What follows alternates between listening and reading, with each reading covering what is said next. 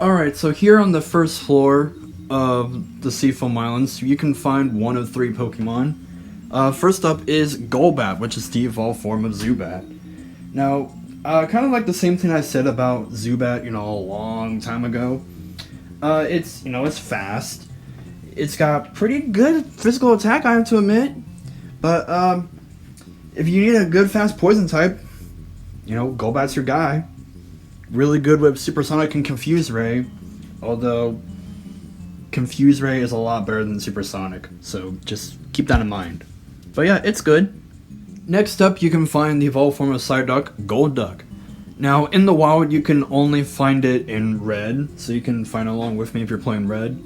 But you might as well just go ahead and catch a Psyduck. You can find Sonic in both versions, but it's a little bit more common in the red version. It's a pretty decent water type. Can learn a lot of psychic attacks. And, yeah, I'd say it's about average. So if you want something that's average and good in a water type, I guess it can't be too bad of a choice. And last up here on this floor, you can find Seel. Now, Seel is kind of, it's kind of underwhelming in a way. I mean, I guess it's a decent water type. Although it has some pretty decent-ish defense, but yeah, it's just kind of there. So I mean, it's about average as you can possibly get.